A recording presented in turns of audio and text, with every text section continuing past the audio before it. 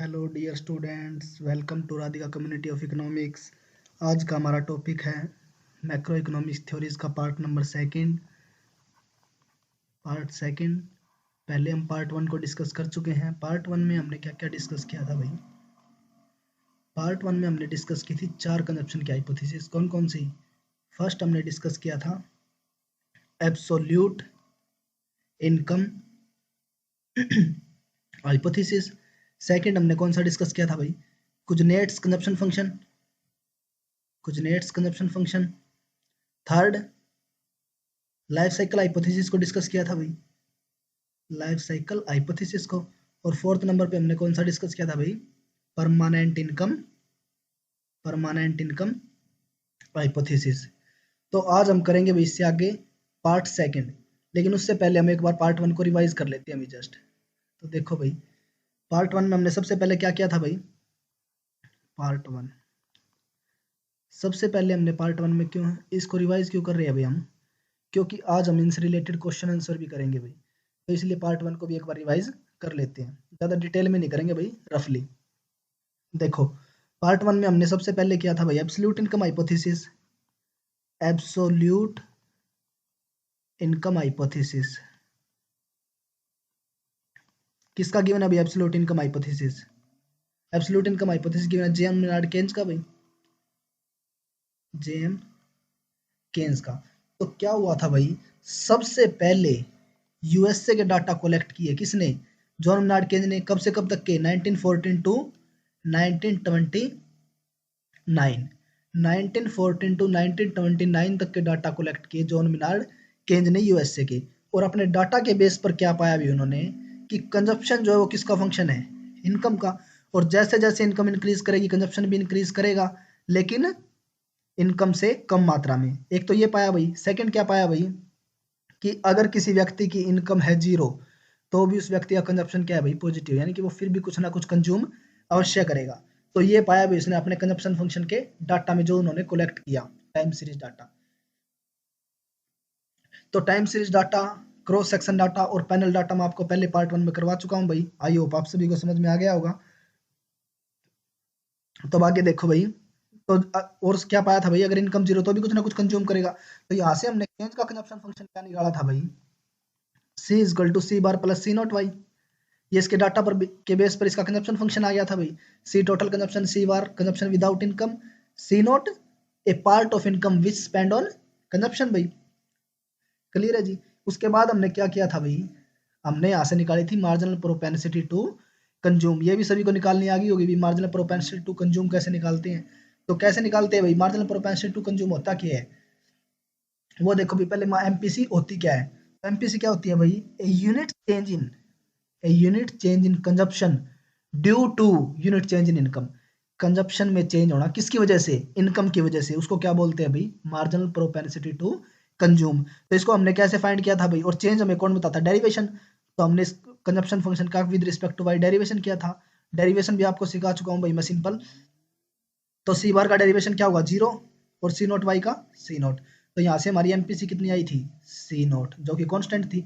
और सी नोट की जो वैल्यू होती है वो always greater than 0 less than 1 के बीच में वेरी करती है भाई। क्योंकि कोई भी पर्सन है वो इनकम का सारा पार्ट तो कंज्यूम करेगा नहीं, कुछ ना कुछ सेव भी करेगा, इसलिए less than 1।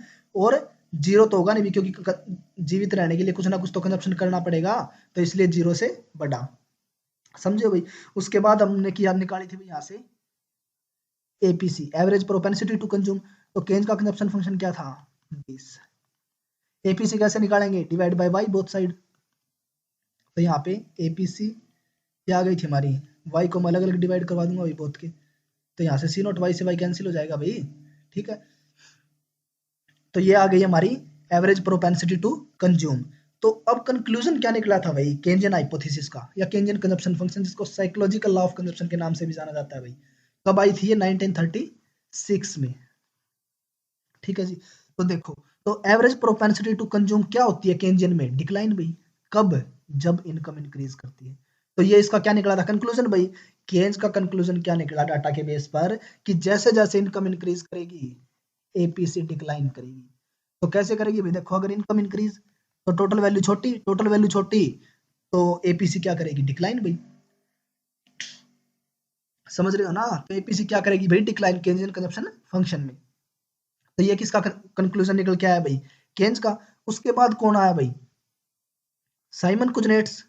Simon Kuznets, Simon Kuznets आए भाई उसके बाद। Simon Kuznets Nobel prize winner कब भाई, 1971 के Nobel prize winner Simon Kuznets. तो साइमन कुजनेट्स ने डाटा कलेक्ट कब तक किया, 1869 टू 1938 तक का डाटा कलेक्ट किया भाई। 1869 से 1938 तक का डाटा कलेक्ट किया और अपने डाटा के बेस पर क्या बोल दिया कि एपीसी क्या रहेगी, कांस्टेंट रहेगी जी। क्लियर है जी, एपीसी क्या रहेगी, कांस्टेंट। तो इन दोनों के बीच में क्या क्रिएट हो गया, किसके बीच में, केन्ज और कुजनेट्स के बीच में क्या क्रिएट हो गया, पजल। इस पजल को सोल्व करने के लिए आगे इकोनॉमिस्ट आते गए और हाइपोथेसिस डेवलप होती गई। तो इसके बाद हमने इस पजल को सोल्व करने के लिए सबसे पहले कौन सा आया, पजल क्या था कि केन्ज तो डाटा के बेस पर बोल रहा है एपीसी कांस्टेंट रहेगी, कुजनेट्स डाटा के बेस पर बोल रहा है एपीसी कांस्टेंट रहेगी। तो इस पजल को सोल्व करने के लिए आगे हाइपोथेसिस आई भाई। तो कल हमने कौन सी की थी इसके बाद, लाइफ साइकिल हाइपोथेसिस भाई। तो लाइफ साइकिल हाइपोथेसिस आई भाई। लाइफ साइकिल हाइपोथेसिस देखो भाई, सॉरी, लाइफ साइकिल हाइपोथेसिस देखो भाई। तो लाइफ साइकिल हाइपोथेसिस किसकी गिवन है भाई, फ्रैंको मोदिग्लियानी और उनके स्टूडेंट्स ब्रमबर्ग की भाई, रिचर्ड ब्रमबर्ग भाई। तो लाइफ साइकिल हाइपोथेसिस किसकी गिवन है भाई, Franco Modigliani and student Richard Brumberg भाई। तो लाइफ साइकिल हाइपोथेसिस में आते ही फ्रैंको मोदिग्लियानी ने क्या बोला भाई कि कंजप्शन जो होता है ना वो सिर्फ और सिर्फ एब्सोल्यूट इनकम का ऊपर डिपेंड नहीं करता, उसमें किसका भी रोल होता है, वेल्थ का भी रोल होता है जी। तो यहाँ से लाइफ साइकिल का कंजप्शन फंक्शन हमने क्या निकाला था, वेल्थ प्लस आर भाई। ये सभी आपको बता चुका हूँ भाई। सी क्या है यहाँ पे हमारा टोटल कंजप्शन, डब्ल्यू क्या है वेल्थ, अर्न बाय जनरेटिंग, जो हमारे दादा परदादा पिताजी जो हमारे लिए छोड़ के गए हैं वो क्या होगी हमारी वेल्थ। आर यहाँ पे क्या है भाई, रिटायरमेंट एज। एग्जाम्पल भी लिया था अभी कल हमने, तो आज दोबारा देखो भाई। मान लो कोई 20 साल की एज में जॉब लगता है भाई, और कब तक कमाता है, 50 साल तक जॉब करता है। तो कितने साल कमाएगा, 30 साल। तो 30 साल, 30 यहाँ पे क्या आएगा अभी 30 आर, आर की वैल्यू क्या आ जाएगी 30। और मान लो वो एक्सपेक्ट करके चलता है कि मैं कब तक जीऊंगा, 70 साल तक। वो क्या एज्यूम करके चलता है भाई कि मैं 70 साल तक जीऊंगा। तो अभी वो कंज्यूम कितने साल करेगा, 50 साल भाई। वो देखो ये सारा क्या है भाई, अजम्पशन के ऊपर बेस है, एज्यूम करके चलता है वो सब कुछ। ये रियल का नहीं है, एज्यूम करके चलता है। क्लियर है ना? तो एज्यूम करके चलता है भाई वो। तो वो क्या मान के चलता है भाई कि मैं आज 20 साल का हूँ, आज सोच रहा है वो बैठ कर कि मैं आज जॉब लग गया, 50 साल की एज तक मेरी मैं जॉब करूंगा, तो कितने साल कमाएगा, 30 साल। तो आर की वैल्यू है यहाँ पे 30। और ये 20 से 70 वो जिएगा कितने साल अभी, और बाकी 50 साल। तो इसको बोलते हैं T, total life. Total life भाई जो अभी उसको स्पेंड करनी है, तो वो ये हो गया टी। और वाई यहाँ पे क्या था भाई, एनुअल इनकम, सालाना इनकम उसकी। क्लियर है जी? तो ये था यहाँ से। अब देखो, तो अब उसके बाद हमने क्या निकाला था भाई, ये तो टोटल कंजप्शन था, टोटल कंजप्शन से हम एनुअल कंजप्शन पे आए थे भाई। तो एनुअल कंजप्शन कैसे निकालेंगे, बोथ साइड टी से डिवाइड करवा दूंगा भाई। तो इसका कंजप्शन फंक्शन क्या निकाल के आया था भाई, W by T plus R by T into Y. तो ये था भाई लाइफ साइकिल हाइपोथेसिस का कंजप्शन फंक्शन। ये सारी अजम्पशन के ऊपर बेस है, अभी मैं बार बार बता रहा हूँ, इंपॉर्टेंट बात है। एज्यूम करके चलता है वो बंदा कि इन फ्यूचर कि मैं इतने साल जीऊंगा, इतने साल तक जॉब करूंगा, इतने साल, जैसे भैया हम उसमें करते हैं ना लाइफ टेबल में। लाइफ टेबल के अंदर हम यही तो करते हैं, क्या करते हैं लाइफ टेबल के अंदर, हम लाइफ टेबल के अंदर हम डाटा कोलेक्ट कर कर किसी पर्टिकुलर सोसाइटी का मैं ये बता सकता हूँ कि इस पर्टिकुलर एज का बंदा इतने साल जिएगा। मान लो मैं बोल डाटा के बेस पर मैं ये बोल सकता हूँ कि मान लो ये कि आज नया जन्मा बच्चा इतने साल जिएगा, या 4 साल का बच्चा इतने साल जिएगा, या 20 साल का बच्चा इतने साल जिएगा। तो वो भी क्या है, डाटा के बेस पर एज्यूम करके चलता है भाई। ऐसे ही लाइफ साइकिल हाइपोथेसिस के अंदर है भाई कि वो सोसाइटी को देखकर एज्यूम करता है कि लाइफ, यानी कि जैसे इंडिया के अंदर कितनी है अभी लाइफ एक्सपेक्टेंसी, 68 के आसपास भाई, अराउंड 68। तो ऐसे ही वो एज्यूम करके चलता है कि मैं 70 साल जीऊंगा। तो ये सब अजम्पशन के ऊपर बेस है। तो ये थी लाइफ साइकिल हाइपोथेसिस भाई। यहाँ से हमने क्या निकाला था, एपीसी। एमपीसी एपीसी निकाल सकते हो ना? तो एपीसी कैसे निकाली थी, कंजम्पशन फंक्शन लिख रहा हूँ भाई दोबारा, plus R by T Y. APC क्या आएगा अभी, यहाँ से वाई से डिवाइड करवा दूंगा बोथ साइड। तो APC is equal to W by T Y plus Y से वाई कैंसिल। ये डिटेल में भाई मैं पहले करवा चुका इसलिए फास्ट कर रहा हूँ। देखो भैया अब आगे, तो ये एपीसी आ गई भी हमारी। तो इसने पजल को कैसे सोल्व किया भाई, किसके पजल को, केंज और कुजनेट्स के पजल को कैसे सोल्व किया कि अगर है शॉर्ट रन तो इनकम के इंक्रीज होने से वेल्थ इंक्रीज नहीं होगी। तो एपीसी क्या करेगी, डिक्लाइन करेगी भाई, समझ रहे हो ना। सिर्फ इनकम इनकम इंक्रीज करे और वेल्थ कांस्टेंट रहे तो ये टोटल वैल्यू कम भाई, टोटल वैल्यू कम तो एपीसी डिक्लाइन। और अगर है लॉन्ग रन तो लॉन्ग रन के अंदर जैसे जैसे इनकम इंक्रीज करेगी वेल्थ भी इंक्रीज करेगी, तो आपस में बहुत नेगलेक्ट हो जाएंगे भाई, तो एपीसी क्या रहेगी, कांस्टेंट। तो पजल को कैसे सोल्व किया भाई इसने केंज और कुजनेट्स के, कि अगर शॉर्ट रन है तो केंज ठीक बोल रहा है भाई, क्योंकि शॉर्ट रन के अंदर एपीसी डिक्लाइन करेगी, और लॉन्ग रन है तो कुजनेट्स ठीक है। केंज इसलिए ठीक है क्योंकि उसने शॉर्ट रन के डाटा कलेक्ट किए, और कुजनेट्स इसलिए ठीक है क्योंकि उसने लॉन्ग रन के डाटा कलेक्ट किए। ठीक है जी। तो ये था लाइफ साइकिल हाइपोथेसिस भाई, इसका आज एग्जांपल भी करेंगे भाई हम, तब हम इसके प्रीवियस ईयर क्वेश्चन सॉल्व करेंगे। तो आगे देखो भाई, इसके बाद हमने कौन सी की थी भाई, इसके बाद हमने की थी permanent income, permanent income hypothesis. Permanent income hypothesis किसकी गिवन है भाई, मिल्टन फ्रीडमैन की, परमानेंट इनकम हाइपोथेसिस। तो मिल्टन फ्रीडमैन आते ही क्या बोले भाई कि कंजप्शन जो है ना, ये भी किस लिए आया था, केंज और कुजनेट्स के पजल को सॉल्व करने के लिए। इसने आते ही क्या बोला भाई कि कंजप्शन जो है ना वो सिर्फ और सिर्फ किसका फंक्शन है, परमानेंट इनकम का। सिर्फ और सिर्फ किसका फंक्शन है भाई, परमानेंट इनकम का। तो इसने क्या बोला भाई आते ही, और तो आए किस लिए था, ये भी पजल को सोल्व करने के लिए। इसने पजल को कैसे सोल्व किया था भाई, इसने रोल लिया, एपी से निकालता हूँ भाई मैं यहाँ से, एमपी से निकाल सकते हो ना, with respect to Y P, इसका डेरिवेशन कर दूंगा तो यहाँ से क्या बचेगा, सिर्फ सी नोट। और एपीसी कैसे निकालूंगा, इसको वाई टी से डिवाइड करवा दूंगा। वाई टी कौन सा, वाई टी की वैल्यू क्या है यहाँ से, small T plus, Milton Friedman बोलता है टोटल जो इनकम होती है, यानी कि वाई और लार्ज टी, टोटल जो इनकम होती है वो किस किस का पार्ट होती है, यानी कि किस से मिलकर बनी होती है, Y T, Y small T. इसका मतलब क्या भाई, transitory income plus Y P, ये पेडल में है भाई, पी और टी, तो वाई पी, वाई पी यानी कि परमानेंट इनकम। और इन दोनों को जब मैं जोड़ दूंगा तो क्या निकल के आएगी, टोटल इनकम। तो ट्रांजैक्टरी इनकम कौन सी होती है भाई, गैम्बलिंग के थ्रू, गैम्बलिंग के थ्रू जो इनकम आती है उसको क्या बोलते हैं, ट्रांजैक्टरी इनकम। और वाईपी परमानेंट इनकम भाई, जो हमारी जॉब से हमें मिल रही है सैलरी, उसको क्या बोलते हैं, परमानेंट इनकम। तो गैम्बलिंग थ्रू इनकम। तो ये पजल को कैसे सोल्व करता है भाई मिल्टन फ्रीडमैन, देखो भाई, तो पजल को कैसे सोल्व करता है भाई मिल्टन फ्रीडमैन। मिल्टन फ्रीडमैन बोलता है कि अगर है शॉर्ट रन तो ट्रांजैक्टरी इनकम बोथ पॉजिटिव और नेगेटिव दोनों हो सकती है, अभी मैं कल भी बता चुका। अगर शॉर्ट रन है तो ट्रांजैक्टरी इनकम बहुत पॉजिटिव नेगेटिव हो सकते हैं, वो क्यों हो सकती है वो मैं पहले दिखा चुका हूँ, बता चुका हूँ पार्ट 1 में। अगर है लॉन्ग रन तो ट्रांजैक्टरी इनकम क्या होगी, जीरो। लॉन्ग रन के अंदर ट्रांजैक्टरी इनकम या सट्टेबाजी से जो इनकम होती है वो क्या होती है भाई, जीरो। तो अगर लॉन्ग रन है तब यहाँ से एपी से निकालू तो भाई मैं, देखो consumption function C naught Y P, APC के लिए वाई टी से डिवाइड, वाई टी की वैल्यू पुट करूंगा भाई, for APC C naught Y P divide by Y small T plus, ये आगे भी एपीसी परमानेंट इनकम हाइपोथेसिस के अंदर। तो पजल को कैसे सोल्व करता है, ये बोलता है कि अगर है शॉर्ट रन तो वाई टी पॉजिटिव भी हो सकती है नेगेटिव भी हो सकती है, तो नीचे वाली अगर नेगेटिव है तो नीचे वाली वैल्यू छोटी, टोटल वैल्यू बड़ी, तो एपीसी इंक्लाइन करेगी। अगर है वाई टी पॉजिटिव तो नीचे वाली वैल्यू ज्यादा, नीचे वाली वैल्यू ज्यादा, टोटल वैल्यू छोटी, तो एपीसी डिक्लाइन करेगी। तो ये बोलता है शॉर्ट रन में एपीसी इंक्रीज डिक्रीज बहुत हो सकती है, क्यों, ड्यू टू ट्रांजैक्टरी इनकम।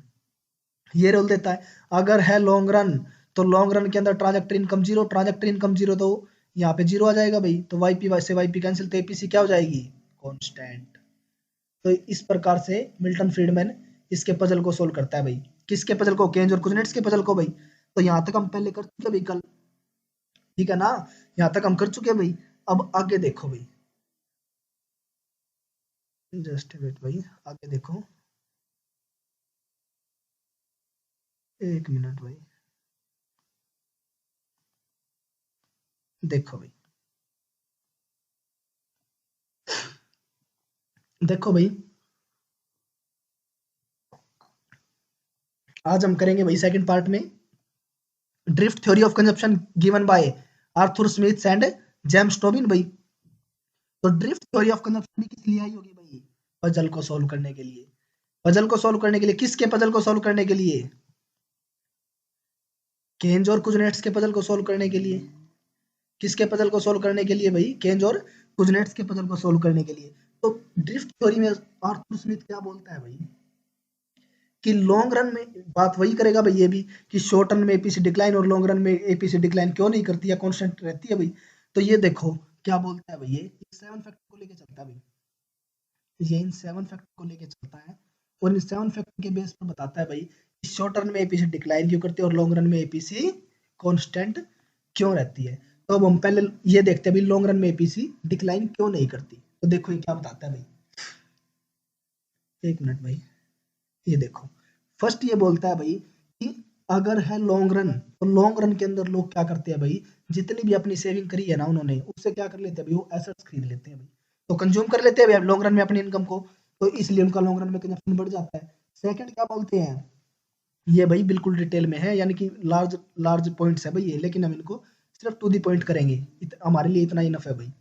अब आगे देखो भाई न्यू प्रोडक्ट्स, न्यू प्रोडक्ट्स में वो क्या बोलता है भाई कि लॉन्ग रन के अंदर ना इनोवेशंस होते रहते हैं, लॉन्ग रन के अंदर इनोवेशंस होते रहते हैं, जिसकी वजह से क्या करते हैं भाई हमारा कंजप्शन बढ़ जाता है, इसलिए लॉन्ग रन के अंदर एपीसी डिक्लाइन नहीं करती।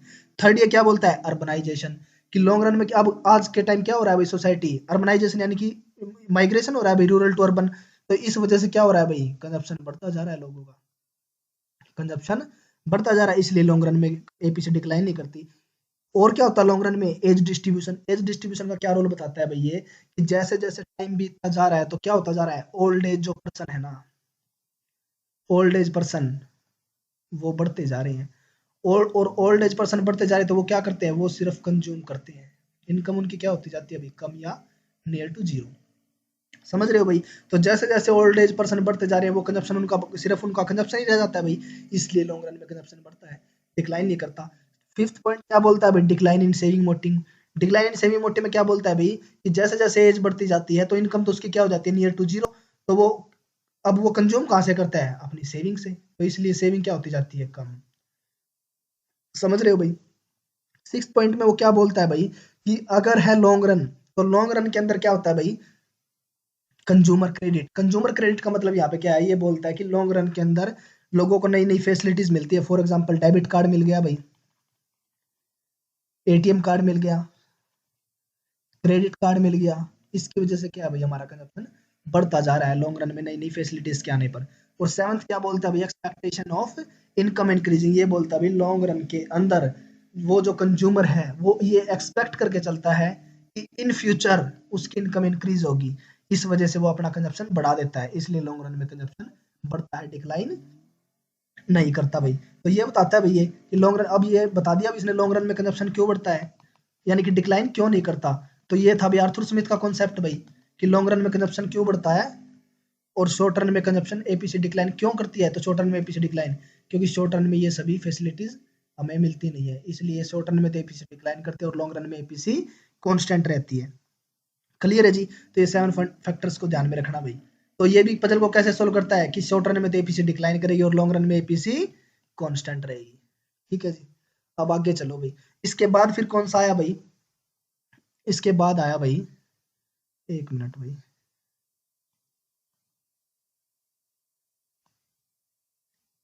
इसके बाद आया भाई relative income hypothesis given by James ड्यूजनबरी।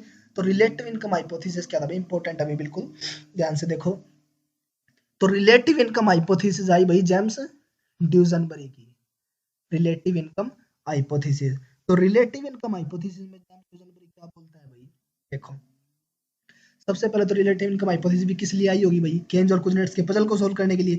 Keynes और कुजनेट्स में क्या पजल था भाई, केन्स तो बोलता है कि एपीसी डिक्लाइन करेगी डाटा के बेस पर, और कुजनेट्स क्या बोलता है डाटा के बेस पर कि एपीसी कांस्टेंट रहेगी, तो दोनों में पजल क्रिएट हो गया, और इस पजल को सोल्व करने के लिए आगे हाइपोथेसिस आते गई भाई।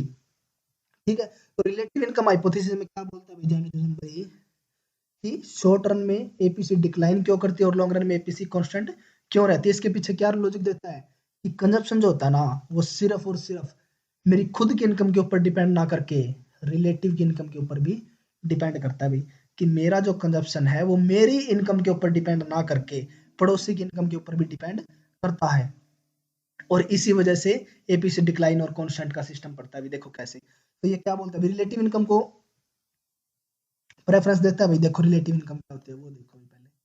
देखो तो क्या बोलता है भाई ये कि इसका कंक्लूजन बता रहा हूं भाई मैं आपको पहले। ये बोलता है कि अगर है शॉर्ट रन, अगर है शॉर्ट रन तो रिलेटिव इनकम रहेगी, तो relative income not constant,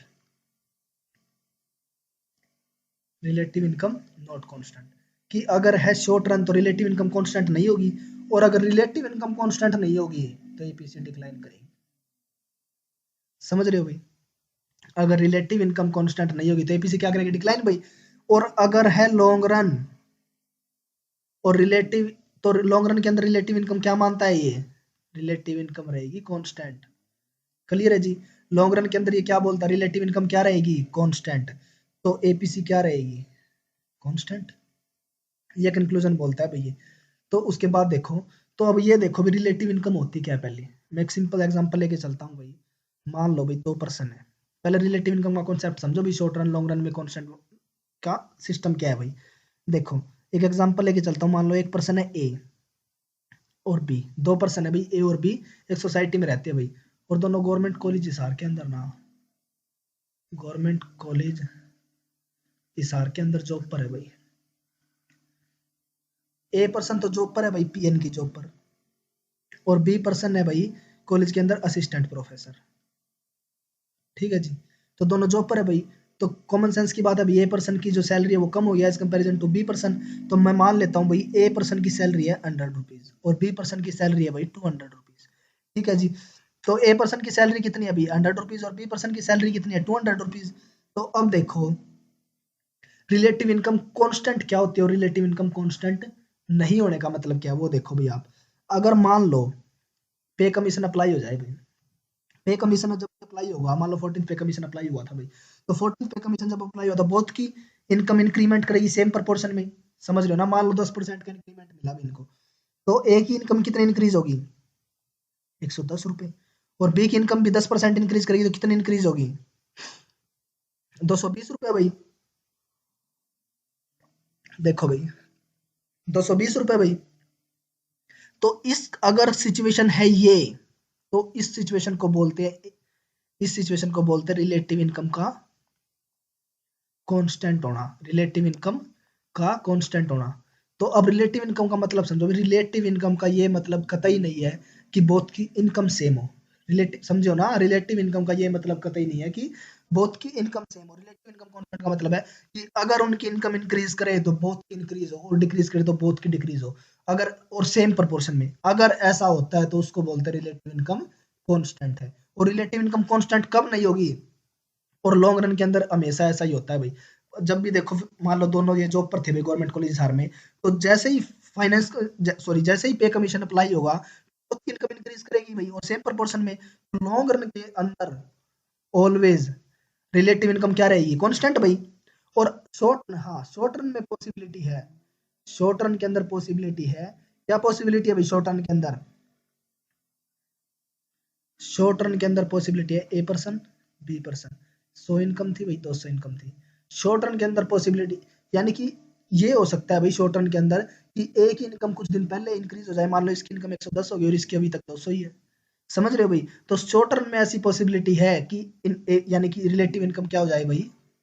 constant ना रहे, relative income not constant. Short run में पॉसिबिलिटी हो सकती है। और अगर रिलेटिव इनकम कांस्टेंट नहीं है तो एपीसी क्या करेगी? डिक्लाइन। और अगर रिलेटिव इनकम कांस्टेंट है तो एपीसी भी कांस्टेंट है। ये कंक्लूजन किसका था भाई? Relative income hypothesis given by James Duesenberry का भाई। अब इसको हम डिटेल में करते हैं भाई। डिटेल में देखो भाई इसको विद डायग्राम की हेल्प से भाई। देखो भाई जस्ट वेट भाई, देखो भाई, देखो भाई, उससे पहले आप ये देखो भाई।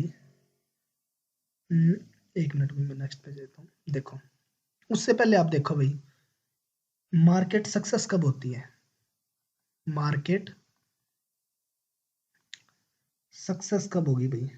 मार मार्केट सक्सेस कब होगी? देखो भाई, तो मार्केट सक्सेस कब होगी भाई? जब 4 कंडीशन फुलफिल हो गई। No externalities, no externalities, second perfect knowledge, perfect knowledge, third no public good, no public goods, fourth sorry no environmental goods. समझे भाई? तो देखो ये इसके अंदर यूज होगा भाई, इसलिए मैं ये करवा रहा हूँ। देखो मार्केट सक्सेस कब होगी भाई? जब ये 4 कंडीशन फुलफिल हो गई। No externalities, perfect knowledge, no public goods, no environmental goods. तो आज हम सिर्फ करेंगे भाई एक्सटर्नलिटीज के ऊपर बात। क्लियर है भाई? इंपॉर्टेंट टॉपिक है भाई मार्केट सक्सेस का भी। तो आज हम सिर्फ किसके ऊपर बात करेंगे भाई? एक्सटर्नलिटीज के ऊपर बात। तो एक्सटर्नलिटीज देखो भाई क्या होती है। एक्सटर्नलिटीज होती है भाई 2 प्रकार की। एक्सटर्नलिटीज होती है भाई 2 टाइप की, प्रोडक्शन में और कंजप्शन के अंदर भाई। प्रोडक्शन में एक्सटर्नलिटीज और कंजप्शन के अंदर एक्सटर्नलिटीज। तो प्रोडक्शन में एक्सटर्नलिटीज कितने पर कौन कौन सी होती है भाई? ये तो आप सभी ने पढ़ा होगा भाई, पॉजिटिव और नेगेटिव। 2 टाइप की होती है भाई प्रोडक्शन के अंदर एक्सटर्नलिटीज। और ऐसी तो प्रोडक्शन के अंदर पॉजिटिव एक्सटर्नलिटीज क्या होती है भाई? आप सभी ने पढ़ा होगा भाई जब भी मास्टर्स कंप्लीट किया होगा। देखो पॉजिटिव एक्सटर्नलिटीज क्या होती है भाई? जब किसी दूसरे के प्रोडक्शन करने से मेरे प्रोडक्शन पर पॉजिटिव इफेक्ट पड़े तो उसको क्या बोलते हैं? Positive externalities. फॉर एग्जांपल भाई जैसे मान लो भाई ए पर्सन का फूलों का बाग है भाई, फूलों का बाग है भाई ए पर्सन का फूलों का बाग है, और बी पर्सन जो है उसका भाई मधुमक्खी पालने का बिजनेस। तो इससे किसको बेनिफिट होगा भाई? पॉजिटिव एक्सटर्नलिटीज किसको मिल रही है? बी पर्सन को। किसकी वजह से? ए पर्सन के प्रोडक्शन की वजह से। क्यों? क्योंकि इसकी मधुमक्खी यहाँ इसके बाग में जाती है और वहां से जो है रस इकट्ठा करके लाती है और शहद का निर्माण होता है भाई। तो ये तो थी पॉजिटिव एक्सटर्नलिटीज इन प्रोडक्शन। और नेगेटिव एक्सटर्नलिटीज क्या होती है भाई? नेगेटिव एक्सटर्नलिटी में क्या होगा कि मेरे प्रोडक्शन का दूसरे के प्रोडक्शन पर नेगेटिव इफेक्ट हो भाई। फॉर एग्जांपल मान लो एक ए पर्सन है भाई, एक बी पर्सन है। ए पर्सन की एक फैक्ट्री है भाई, तो वो क्या करता है भाई? अपनी फैक्ट्री का सारा जो डंप है ना वो कहाँ पे करता है भाई? सॉरी, सारा जितना भी उसका कूड़ा करकट है भाई वो सारा कहाँ पे डंप करता है? रिवर के अंदर डंप करता है भाई वो। जितना भी उसका यानी कि उसके फैक्ट्री के अंदर से जितना भी गंदा पानी लगा सकते हो आप भाई, तो वेस्टेज जितना भी वेस्टेज है वो सारा का सारा कहाँ पे ड्रॉप करता है? वो रिवर के अंदर डंप कर देता है भाई। तो और बी पर्सन जो है उसका क्या बिजनेस है भाई? वो करता है भाई मत्स्य पालन भाई, मत्स्य पालन रिवर के अंदर भाई। तो इससे क्या हो रहा है भाई? यानी कि रिवर के अंदर क्या होता जा रहा है? मछलियों का जो प्रोडक्शन है वो कम होता जा रहा है भाई। समझ रहे हो ना? तो इससे मछलियों का प्रोडक्शन कम होता जा रहा है, जिससे बी पर्सन को क्या होता जा रहा है? अभी घाटा होता जा रहा है। तो यहाँ पे प्रोडक्शन का कैसा इफेक्ट है? बी को नेगेटिव इफेक्ट किसकी वजह से? ए की वजह से। तो ये तो था प्रोडक्शन में एक्सटर्नलिटीज। ऐसे ही अब हम करें अगर कंजप्शन के अंदर, तो कंजप्शन के अंदर एक्सटर्नलिटीज देखो भाई, देखो भाई कंजप्शन के अंदर एक्सटर्नलिटीज। कंजप्शन में, कंजप्शन के अंदर जो एक्सटर्नलिटीज होती है ना, कंजप्शन के अंदर एक्सटर्नलिटीज की डेफिनेशन अगर मैं बोलूँ तो क्या होगी भाई? कंजप्शन के अंदर एक्सटर्नलिटीज, प्रोडक्शन के अंदर एक्सटर्नलिटीज का मतलब क्या होता है कि एक के प्रोडक्शन करने से दूसरे के प्रोडक्शन पर इफेक्ट। ऐसे ही कंजप्शन के अंदर एक्सटर्नलिटीज या कंज्यूमर एक्सटर्नलिटीज भी बोल सकते हो आप इसको। क्या बोल सकते हो भाई? कंज्यूमर की एक्सटर्नलिटीज, कंज्यूमर एक्सटर्नलिटीज। तो कंज्यूमर एक्सटर्नलिटीज क्या होती है भाई? जब एक के कंजप्शन से दूसरे के कंजप्शन के ऊपर इफेक्ट हो तो उसको बोलते हैं कंजप्शन एक्सटर्नलिटीज या कंज्यूमर की एक्सटर्नलिटीज। तो कंजप्शन की एक्सटर्नलिटीज देखो भाई 4 प्रकार की होती है। फर्स्ट फर्स्ट देखो भाई, band wagon effect, band wagon effect या डेमोन्स्ट्रेशन इफेक्ट, बोथ एक ही बात है भाई। सेकंड स्नोब इफेक्ट, कौन सा भी? Snob effect. Third Veblen effect, Veblen effect. Fourth Tabu effect, Tabu effect. तो देखो भाई ये 4 प्रकार की एक्सटर्नलिटीज होती है भाई कंजप्शन के अंदर। तो फर्स्ट प्रकार की एक्सटर्नलिटीज क्या होती है वो देखो भाई। बैंड वैगन इफेक्ट या डेमोन्स्ट्रेशन इफेक्ट क्या होता है भाई? देख कर खरीदना। फॉर एग्जाम्पल वो खरीद रहा है तो मैं भी खरीदूंगा। समझ रहे हो भाई? जैसे 2 फ्रेंड्स मान लो मार्केट गए भाई, तो जिद नहीं कर लेते भी भाई अगर तू लेगा तो ही मैं लूंगा। तो उस कंडीशन में कौन सा इफेक्ट काम करता है भाई? बैंड वैगन इफेक्ट या डेमोन्स्ट्रेशन इफेक्ट भाई। एक होता है भाई स्नोब इफेक्ट। स्नोब इफेक्ट क्या होता है भाई, जब कंडीशन आ जाए वो खरीद रहा है इसलिए मैं नहीं खरीदूंगा, यानी कि मान लो दो फ्रेंड्स गए भी शूज लेने, तो एक ने कोई शूज पसंद कर लिया तो दूसरा बोलेगा अब मैं ये वाला नहीं लूंगा, क्यों, क्योंकि ये तो तूने ले लिया। तो यानी कि वस्तु क्या हो गई इस कंडीशन में, कॉमन। तो स्नो इफेक्ट कब काम करता है, जब गुड्स क्या हो जाए, कॉमन। अगर तू लेगा तो मैं नहीं लूंगा, अगर वो खरीद रहा है तो मैं नहीं खरीदूंगा, समझो भाई। तो ये क्या है भाई, स्नो इफेक्ट। और वेवलन इफेक्ट क्या होता है भाई, मैं खरीदूंगा ताकि कोई दूसरा ना खरीद ले, समझो भाई। यानी कि स्केरसिटी गुड्स के अंदर किसका यूज होता है भाई, वेवलन गुड्स, वेवलन इफेक्ट का।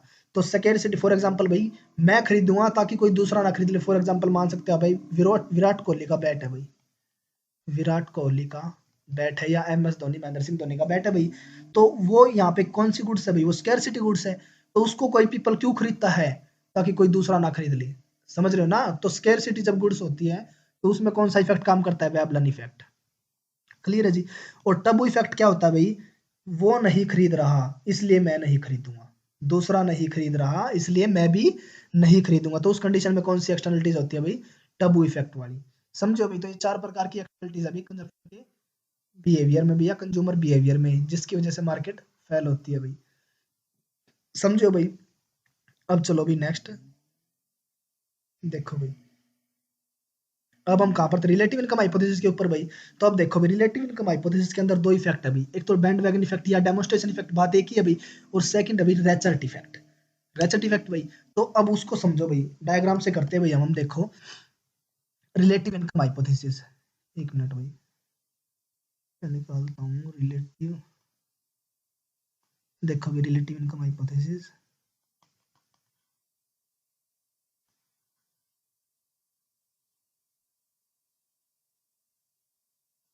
देखो भाई, तो इसको डायग्राम से देखो भाई,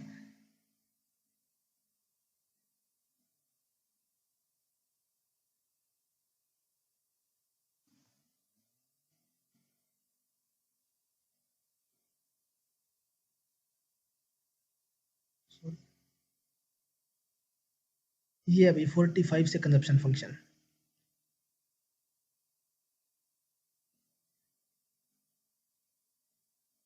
एक ही कंजप्शन फंक्शन है भाई, बी एक ही कंजप्शन फंक्शन है मान लो।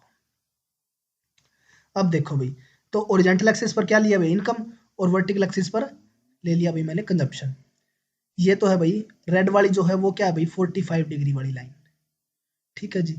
और ये ब्लू क्या है भाई, ये है किसी ए व्यक्ति का कंजप्शन फंक्शन। और ये ग्रीन वाला जो है भाई, ये है मान लो बी व्यक्ति का कंजप्शन फंक्शन।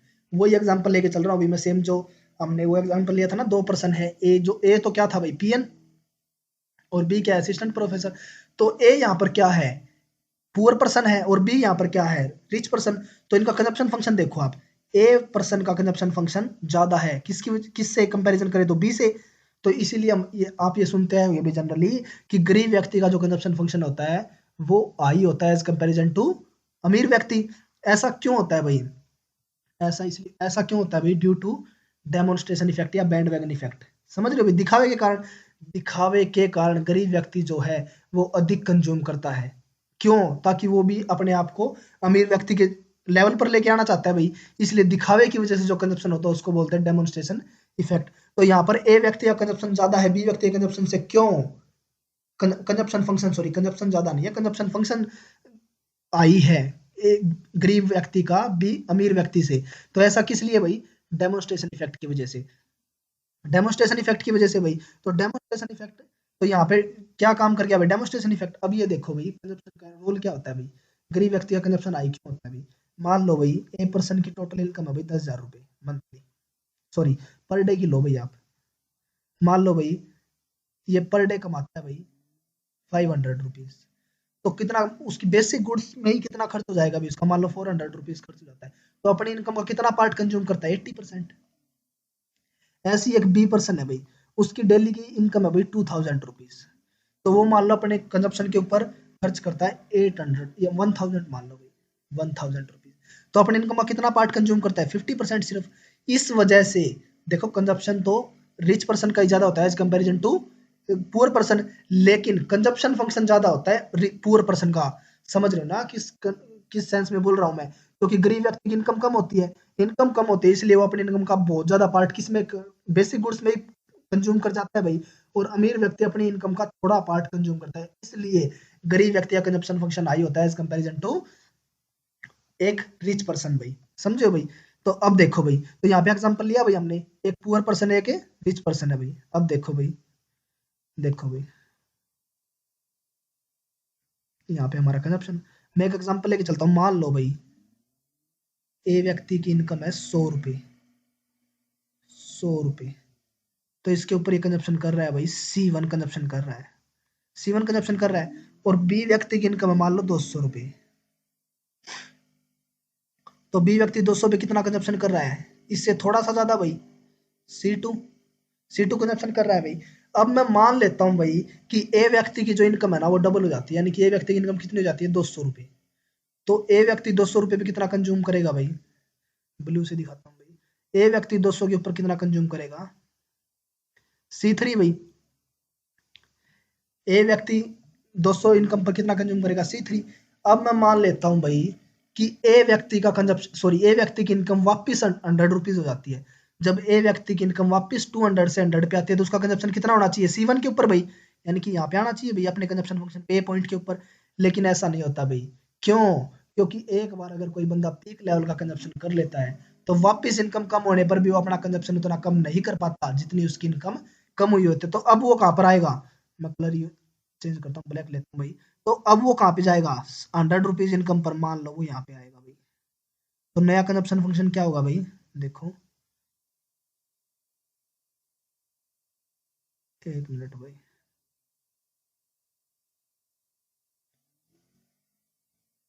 तो नया कंजप्शन फंक्शन क्या हो गया भाई, तो उसका कंजप्शन फंक्शन क्या कर गया भाई, शिफ्ट कर गया। अब वो कंज्यूम कहाँ पे करेगा, अब वो कंज्यूम करेगा भाई इस पॉइंट के ऊपर, मान लो ये है कोई C4 पॉइंट, समझ रहे हो भाई। ऐसा किस वजह से हुआ, इसको बोलते हैं भाई रैचर्ट इफेक्ट, रैचर्ट इफेक्ट, समझे भाई। रैचर्ट इफेक्ट और डेमोन्स्ट्रेशन इफेक्ट क्या होता है, रैचर्ट इफेक्ट क्या होता है भाई कि एक बार अगर कोई व्यक्ति पीक लेवल का कंजप्शन कर लेता है तो वापस इनकम कम होने पर भी वो अपना कंजप्शन उतना कम नहीं कर पाता जितना इनकम कम हुई है, तो इसको क्या बोलते हैं भाई, रैचर्ट इफेक्ट। तो यहाँ पे इसका कंजप्शन फंक्शन शिफ्ट हो गया भाई। ऐसे ही ये जो इसका ब्लू वाला कंजप्शन फंक्शन था भाई पुअर पर्सन का, वो भी ऐसे ही आया होगा भाई। तो रिलेटिव इनकम हाइपोथेसिस के अंदर कंजप्शन फंक्शन क्या करते हैं भाई, शिफ्ट करते हैं। रियलिटी में तो कैसे शिफ्ट हुआ है भाई, इनकम कम होने से। तो देखने से क्या पता लगता है भाई, ऐसे ही देखो बहुत से कंजप्शन फंक्शन रहे होंगे भाई, और देखने से क्या लगता है कि जैसे जैसे इनकम इंक्रीज हो रही है कंजप्शन फंक्शन शिफ्ट होते जा रहे हैं। तो कंजप्शन फंक्शन शिफ्ट करते हैं भाई किसके अंदर, रिलेटिव इनकम हाइपोथेसिस के अंदर, याद रख लेना भाई। ठीक है भाई, समझ में आ गया भाई ये डायग्राम। बहुत से डायग्राम है भाई रिलेटिव इनकम हाइपोथेसिस के, कितने कर लो, एक डायग्राम और देख लो भाई आप लोग। मैं एक एग्जांपल लेके चलता हूँ, मान लो, देखो भाई, एक डायग्राम से और देखो भाई, देखो भाई, इनकम भाई, कंजप्शन, देखो भाई, मान लो भाई, एक मिनट भाई, मान लो ये गरीब व्यक्ति का कंजप्शन फंक्शन है भाई कोई, एक मिनट भाई, मान लो भाई ये है भाई किसी व्यक्ति का कंजप्शन फंक्शन भाई, ठीक है जी, और उसकी इनकम है मान लो 5 रुपए, तो कंजप्शन कितना है उसका 5 रुपए पे, 4 रुपए मान लो, ठीक है जी। अगर उसकी इनकम हो जाए डबल, 10 रुपीज, तो कंजप्शन कितना हो गया अभी उसका, सिंपल डायग्राम है भाई बिल्कुल, 8 रुपीज, क्लियर है जी। 10 रुपीज पे उसका कंजप्शन कितना है, 8 रुपीज भाई। अब मान लो भाई 10 पे कंजप्शन कितना कर लिया, 8 रुपए का भाई। अब अगर उसकी इनकम वापस 100 से, सॉरी 100 क्या, 10 से वापस 5 पे आएगी, अगर उसकी इनकम, अगर उसकी इनकम वापस 10 से 5 पे आ जाए तो उसका कंजप्शन कितना होना चाहिए, 4, लेकिन होता नहीं है, तो वो कहाँ पे आएगा, 5 इनकम के ऊपर आएगा यहाँ पे। तो उसका कंजप्शन फंक्शन क्या करेगा भाई, यहाँ पे शिफ्ट कर जाएगा, तो नया कंजप्शन फंक्शन क्या आएगा, ऐसा भाई। तो यहाँ पे वो कितना कंज्यूम करेगा, 6, क्लियर। तो इसको क्या बोलते हैं अभी हम, रैचर्ट इफेक्ट, समझे अभी, इसको हम क्या बोलते हैं, रैचर्ट इफेक्ट। तो इसको यहाँ से भी समझ सकते हैं अभी हम, ठीक है जी। तो ये थी रिलेटिव इनकम हाइपोथेसिस भाई। इसका कंक्लूजन क्या निकल के आया रिलेटिव इनकम हाइपोथेसिस का, कि शॉर्ट रन में एपीसी पजल को कैसे सोल्व किया भाई इसने, कि शॉर्ट रन में एपीसी डिक्लाइन करेगी। क्यों? शॉर्ट टर्म में एपीसी डिक्लाइन क्यों करेगी? क्योंकि रिलेटिव इनकम क्या होगी शॉर्ट टर्म में? Not constant. रिलेटिव इनकम का कॉन्सेप्ट तो समझ गए ना कि रिलेटिव इनकम कांस्टेंट कब होगी, कांस्टेंट कब नहीं होगी। और रिलेटिव इनकम का मतलब क्या? रिलेटिव इनकम का ये मतलब कतई नहीं है कि दो पर्सन की इनकम सेम हो, समझियो ना। तो शॉर्ट रन के अंदर एपीसी डिक्लाइन करेगी इसके अकॉर्डिंग भी, और लॉन्ग रन के अंदर एपीसी कांस्टेंट भाई। तो ये इसका कॉन्सेप्ट था, लॉन्ग रन के अंदर एपीसी क्या रहेगी? कांस्टेंट भाई। आई होप आप सभी को समझ में आ गया होगा भाई। अगर फिर भी इससे रिलेटेड कोई आपकी प्रॉब्लम है तो आप कमेंट बॉक्स में बता सकते हो भाई। अब आगे देखो भाई, तो रिलेटिव इनकम हाइपोथेसिस हो गई भाई। अब इनसे रिलेटेड हम क्वेश्चन आंसर को सॉल्व करते हैं भाई। देखो भाई, चलो भाई आगे।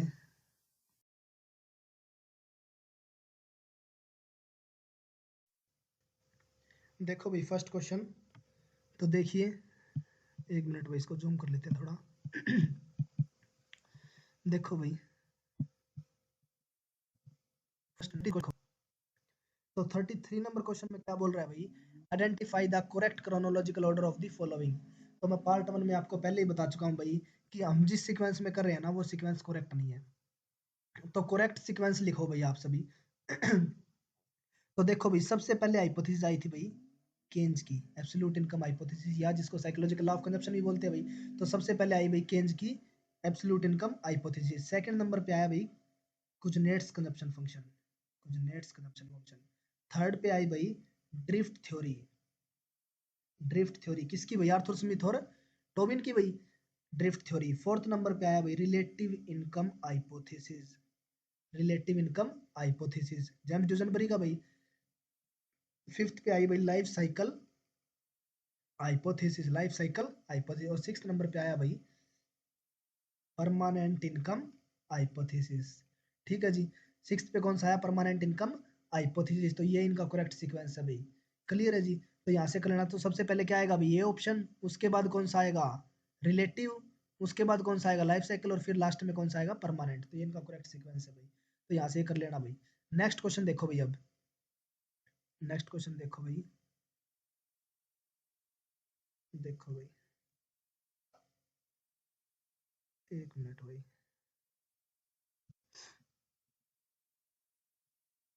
देखो भाई 9 नंबर क्वेश्चन है भाई। एक मिनट भाई।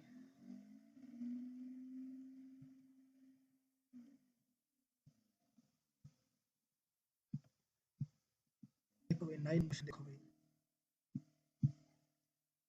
देखो भाई 9 नंबर क्वेश्चन में क्या बोल रहा है भाई?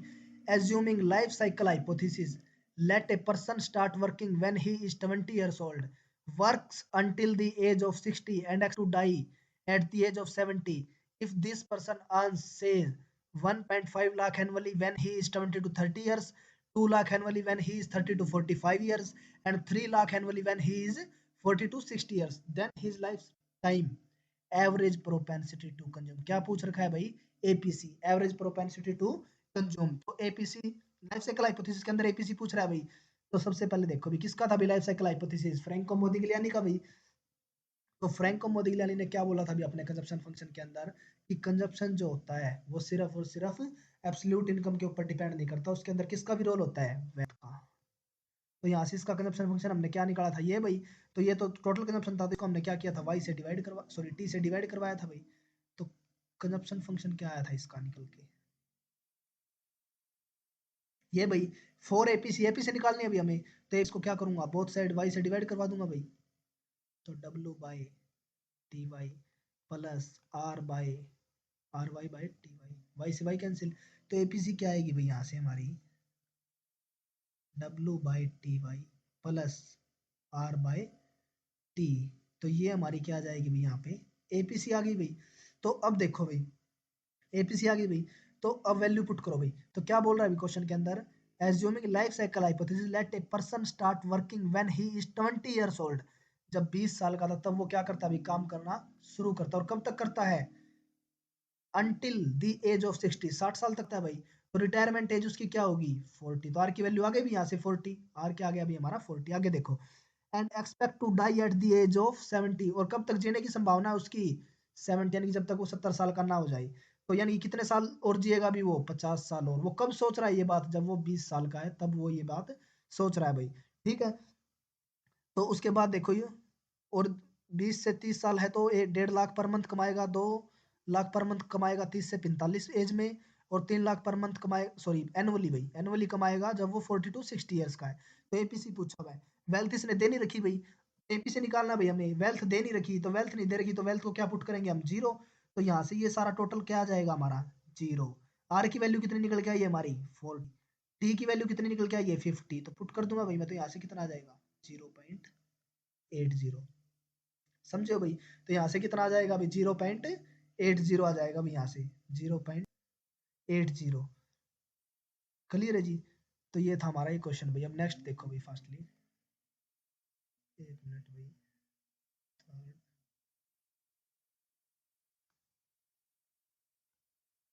देखो भाई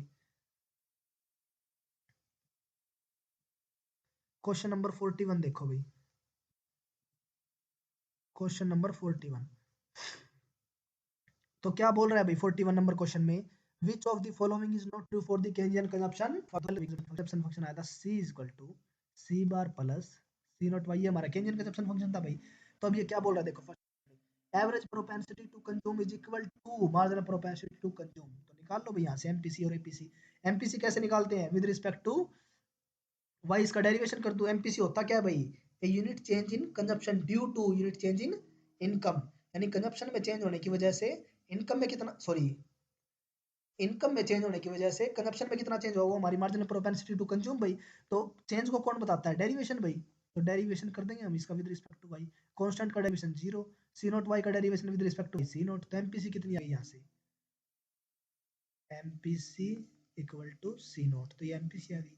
एपीसी निकाल दो भाई, एपीसी के लिए क्या किया था, फंक्शन को वाई से डिवाइड करवा दो बोथ साइड, सिंपल भाई, वाई वाई वाई से वाई कैंसिल, तो APC is equal to C bar by Y plus C naught Y, तो ये मेरी क्या आ गई एपीसी। अब देख लो भाई इसने क्या पूछ रखा है, नॉट ट्रू पूछ रखा, कर लेना भाई नॉट ट्रू।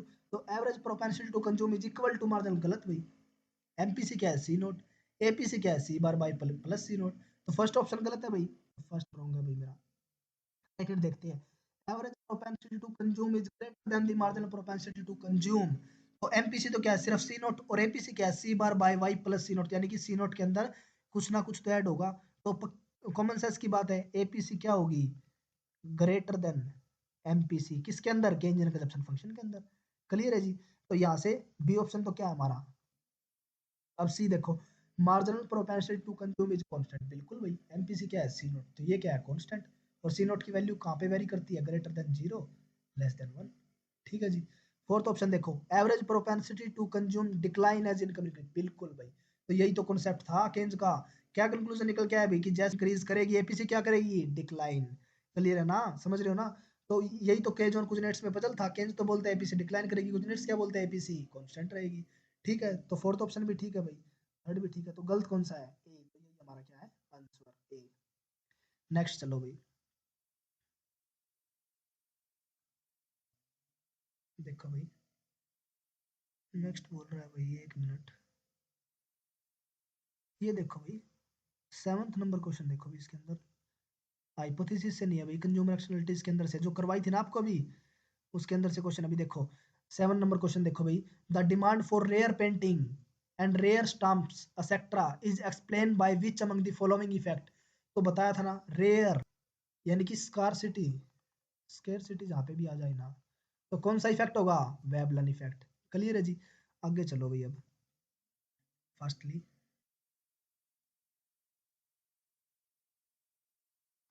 देखो जी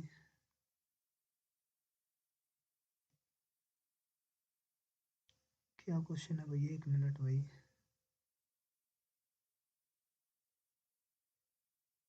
एक मिनट भाई, क्वेश्चन कहाँ पे है भाई,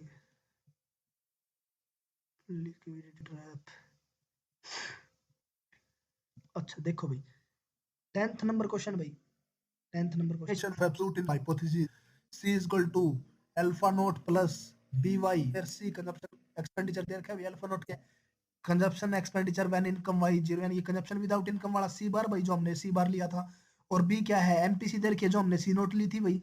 then which of the following statement is false, तो कौन सी गलत है, तो गलत चूज करना है। तो देखो भाई फर्स्ट ऑप्शन बोल रहा है MPC is independent of the level of income. तो ये बात तो ठीक है भाई, एमपीसी क्या इंडिपेंडेंट है भाई इनकम से? डिपेंड तो क्या करता है हमारा कंजप्शन किसके ऊपर? इनकम के ऊपर। लेफ्ट हैंड साइड हम किसको लेते हैं? डिपेंडेंट वेरिएबल, और right hand side independent variable. तो ये ऑप्शन तो ठीक है भाई। बी ऑप्शन देखो, एमपीसी इज डिपेंडेंट, गलत भाई। एमपीसी क्या इंडिपेंडेंट है? सी ऑप्शन क्या बोल रहा है? APC falls as income rise, अभी पीछे करवाया ना क्वेश्चन वही। तो एपीसी फॉल होती है जैसे जैसे इनकम इंक्रीज होती है। और डी ऑप्शन भी क्या बोल रहा है? वही ऑप्शन भाई, एपीसी ग्रेटर होती है। एमपीसी से तो डिटेल में नहीं जाएंगे भाई ज्यादा, क्योंकि वीडियो ज्यादा लेंथी हो जाएगी भाई। तो डी ऑप्शन भी ठीक है भाई, एपीसी ग्रेटर होती है अभी केंजर कंजप्शन फंक्शन में एमपीसी से। क्लियर है ना कैसे? अभी हमने निकाला था पिछले क्वेश्चन में। तो आगे देखो भाई अब।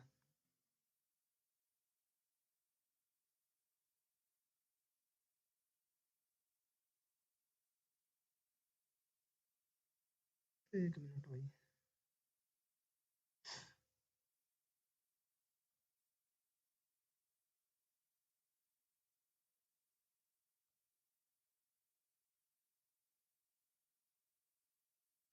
ये तो हो गया भाई। जस्ट वेट भाई।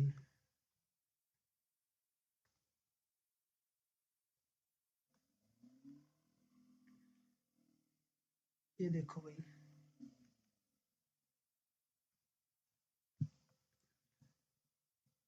क्वेश्चन नंबर 11 देखो भाई। 11 में क्या बोल रहा है भाई? When negative transitory components relating consumption with current income will produce. बोल निकालो भी कहाँ से क्वेश्चन है परमानेंट इनकम हाइपोथेसिस से।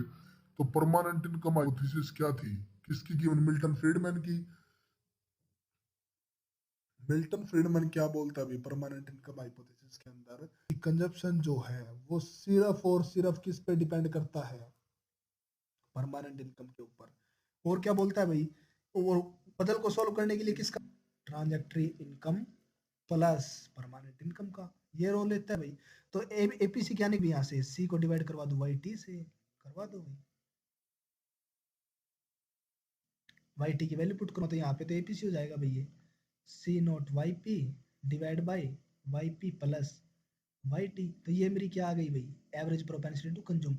अब ये बोल क्या रहा है क्वेश्चन में? When current income includes negative transitory components.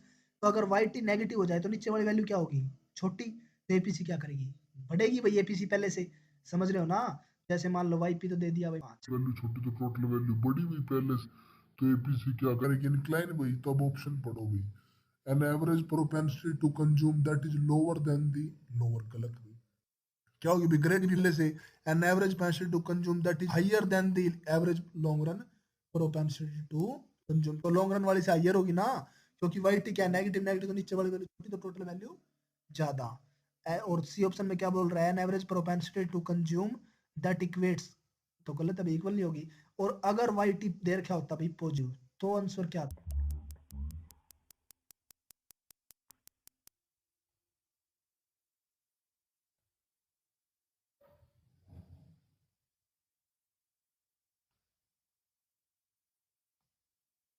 Next question भाई। कर लिया भाई नेक्स्ट क्वेश्चन ये तो। आगे एक मिनट भाई वेट। थोड़ा सा टाइम लग रहा है भाई।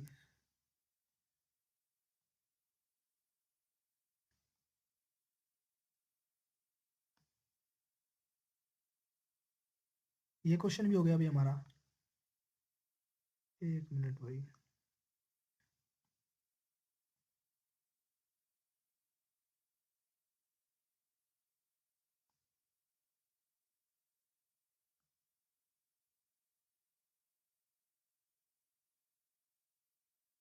ये देखो भाई,